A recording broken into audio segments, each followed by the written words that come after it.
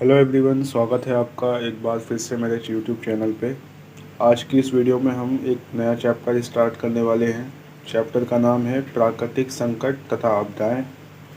ये चैप्टर आपकी जो क्लास 11 की ज्योग्राफी की सेकंड बुक है, जिसका नाम है भारत का भौतिक पर्यावरण, उस किताब का चैप्टर नंबर, ये लास्ट चैप्टर है, 7th चैप्टर है ये। तो आइए आज के इस वीडियो में इसको स्टार्ट करते हैं। तो पहला टॉपिक हमारे पास है, आपदा क्या है।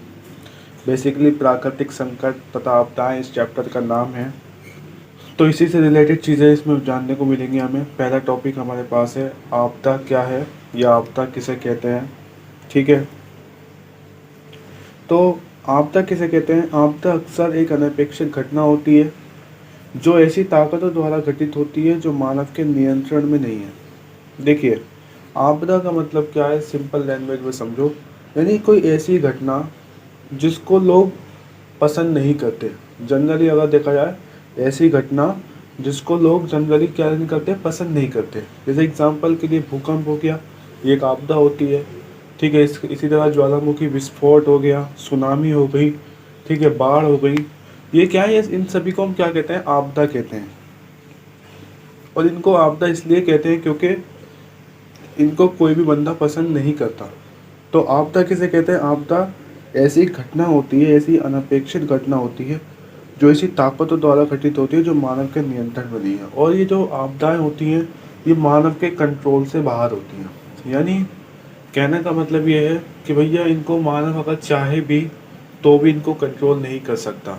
जब भूकंप आता है तो क्या होता है कि जब भूकंप आता है तो फिर हम उसको, ऐसा नहीं है कि हम उसको रोक सकते हैं, बल्कि हमें उसे झेलना पड़ता है। ठीक है, भूकंप को हम नहीं रोक पाते, भूकंप को मैनेज नहीं कर पाते। तो आपदाएं जो होती हैं वो नियंत्रण के बाहर होती हैं, आउट ऑफ कंट्रोल होती हैं और इनको पसंद नहीं किया जाता। इसके अलावा ये थोड़े समय में और बिना चेतावनी के घटित होती हैं। ठीक है, आपने देखा होगा भाई, जो भूकंप आता है भाई थोड़े समय में आता है। ऐसा तो नहीं है पूरे पूरे दिन भूकंप आ रहा है, ऐसा तो नहीं होता, बल्कि 1 सेकंड, 2 सेकंड, 3 सेकंड इस तरह जो है भूकंप आता है। यानी थोड़े समय में आता है और बिना चेतावनी के आता है। भाई भूकंप आता है, चेतावनी देके नहीं आता कि मैं जो है आ रहा हूँ, बल्कि फौरन आ जाता है। ठीक है, आपदाओं से जो है मानव के जो है क्रियाकलाप रुक जाते हैं। जाहिर बात है, जब आपदाएं आती है तो जो मानव के कार्य हैं वो रुक जाते हैं। ठीक है, अगर भूकंप आता है तो क्या होता है, बिल्डिंगें तोड़ी जाती हैं, ऑफिस की बिल्डिंगें तोड़ी जाती हैं। तो जो ऑफिस में काम कर रहे हैं तो उनके काम रुक जाते हैं। ठीक है, उनको जो है दूसरे ऑफिस में शिफ्ट करने में टाइम लगता है। ठीक है, लोगों की दुकानें होती हैं वो ख़राब हो जाती हैं, लोगों के घर ख़राब हो जाते हैं। ठीक है, तो जो लोग मनुष्य है, मानव है, उनके क्रियाकलाप भी रुक जाते हैं आपदाओं की वजह से। इसके अलावा बड़े पैमाने पर जान माल का भी नुकसान होता है। तो इसी को जनरली बोला जाता है आपदा। तो ये सारी विशेषताएं हैं आपदा की। अगर एग्जाम में पूछे कि आपदा किसे कहते हैं तो आप ये जो लाइनें हैं ये लिख सकते हो और आपदा को बता सकते हो कि आपदा किसे कहते हैं। ठीक है, अच्छा, आपदा को हमने समझ लिया। अब ये समझते हैं कि आपदा के आने के क्या कारण हैं।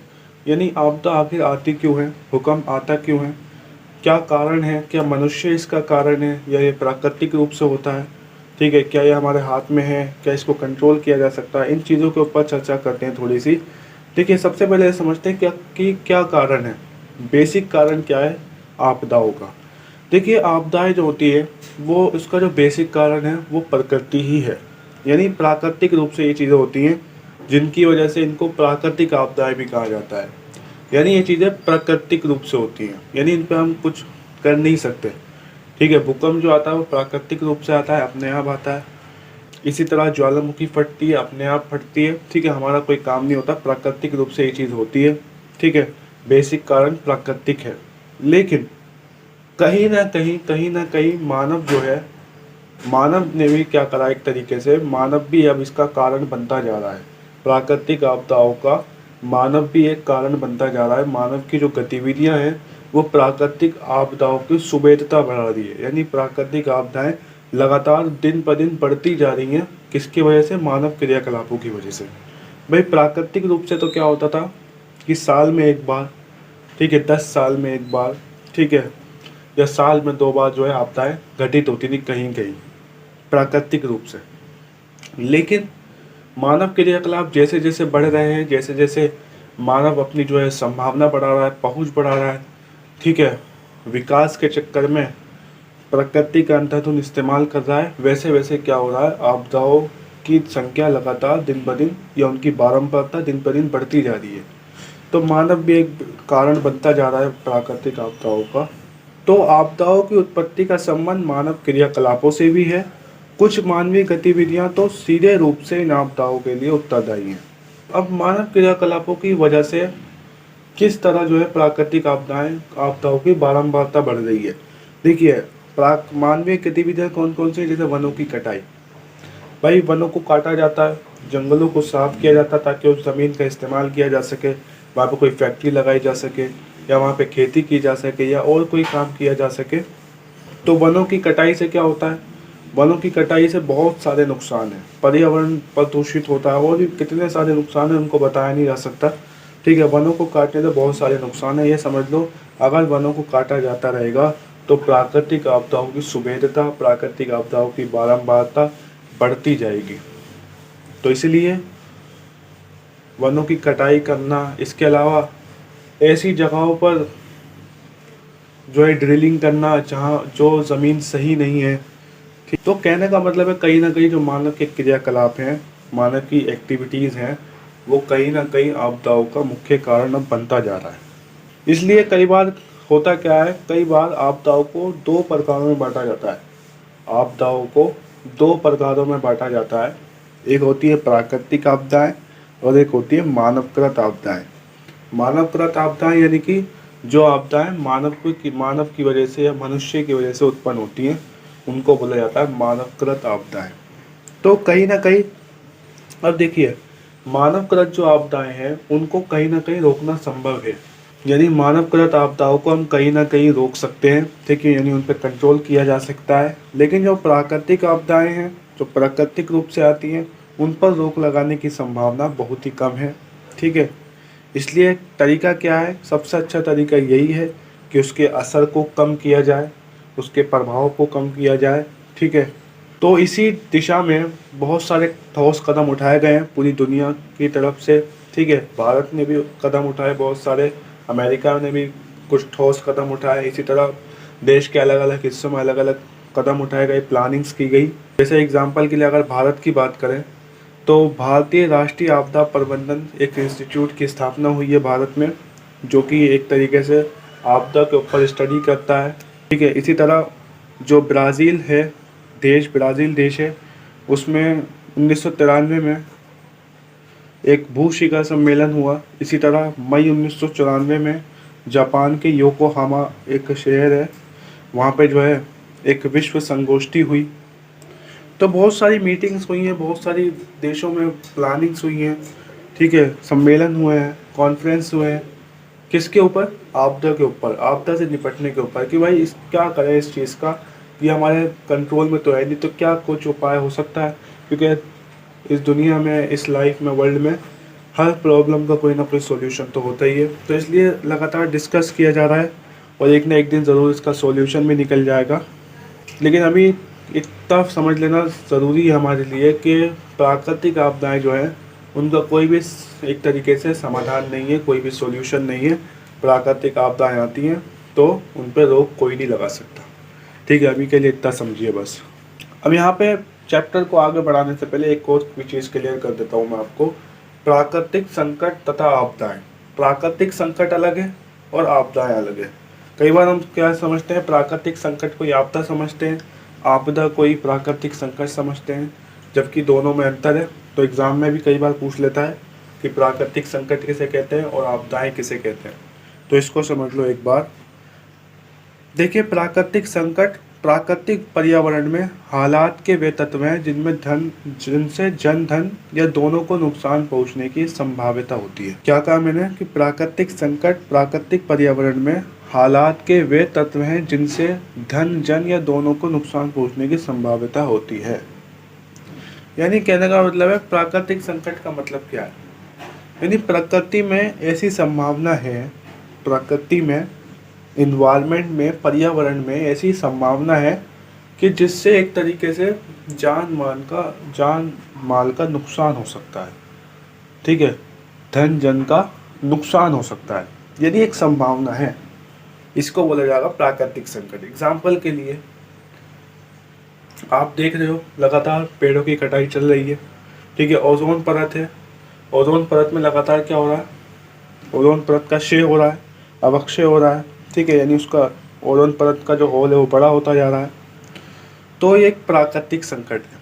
प्राकृतिक संकट कैसे है, क्योंकि इससे जो है धन जन दोनों को नुकसान पहुंचने की संभावना है। जाहिर बात है, धन को नहीं लेकिन जनता को तो है, ठीक है, लोगों को तो नुकसान पहुंचने की संभावना पूरी पूरी है, ठीक है, पूरी पूरी है ना, क्योंकि जितना उसका होल बढ़ेगा उतनी जो है गर्मी इस देश पे बढ़ेगी, ठीक है, उतनी गर्मी इस देश में बढ़ेगी। तो ये प्राकृतिक संकट है, यानी संभावना है। अब आपदा किसे कहते हैं? आपदाएं अपेक्षाकृत तीव्रता से घटित होती हैं, बड़े पैमाने पर जन धन की हानि, सामाजिक तंत्र और जीवन को छिन्न भिन्न कर देती है। यानी कि आपदा क्या है? Direct action. भाई वो तो एक तरीके से एग्जाम्पल इस तरह समझो, जैसे मान लीजिए कोई बंदा आपको चेतावनी देता है, ठीक है, कोई आपको चेतावनी देता है, पहले क्या करता है, चेतावनी देता है, वार्निंग देता है, तो वार्निंग तो हो गई प्राकृतिक संकट, और अगर उसने कोई एक्शन ले लिया तो वो एक्शन क्या हो गया, वो हो गई आपदा। समझ में आ गई अब बात? अब आ गई समझ में? जैसे अगर मान लीजिए ये ओजोन परत का लगातार क्या हो रहा है, अवक्षय हो रहा है, ओजोन परत में लगातार छेद हो रहा है, ठीक है, ये क्या है, एक प्राकृतिक संकट है। यानी जनधन की एक तरीके से हानि हो सकती है। लेकिन अगर मान लीजिए गर्मी बहुत ज़्यादा पड़ती है और लोगों के जो है इससे जो है मृत्यु होती है, तो ये आपदा बन जाएगी। ये क्या बन जाएगी? आपदा बन जाएगी, ठीक है। तो आपदा जो होती है तीव्रता से घटित होती है और जनधन की डायरेक्ट हानि कर देती है। क्लियर? अब समझते हैं प्राकृतिक आपदाओं का वर्गीकरण। अब यानी प्राकृतिक आपदाएं कितने प्रकार की होती हैं, जनरली आपको पता होगा। प्राकृतिक आपदाएं अगर आपने पढ़ा हो पहले, भूकंप होती है, बाढ़ होती है, ठीक है, और भी बहुत सारी प्राकृतिक आपदाएं होती हैं। सारी आपदाओं के बारे में पढ़ेंगे। तो भारत में प्राकृतिक आपदाएं, क्योंकि ये जो किताब है वो भारत के ऊपर ही बेस्ड है, तो इसलिए जो भारत में कौन कौन सी मुख्य रूप से आपदाएं फेमस हैं, कौन कौन सी आती हैं, किसने ज़्यादा नुकसान करा है, उन आपदाओं के बारे में पढ़ते हैं सिर्फ। जैसे पहला है भूकंप। भूकंप तो एक मेन आपदा है जो भारत में आती है, ठीक है, जो भारत में आती है, और ये जो है बहुत ज़्यादा एक तरीके से जन धन की हानि भी करता है भूकंप। तो भूकंप के बारे में पढ़ते हैं। देखिए, भूकंप सबसे ज़्यादा अपूर्व सूचनीय और विध्वंसक प्राकृतिक आपदा है। अपूर्व सूचनीय, भाई सूचना दे के नहीं आता भूकंप।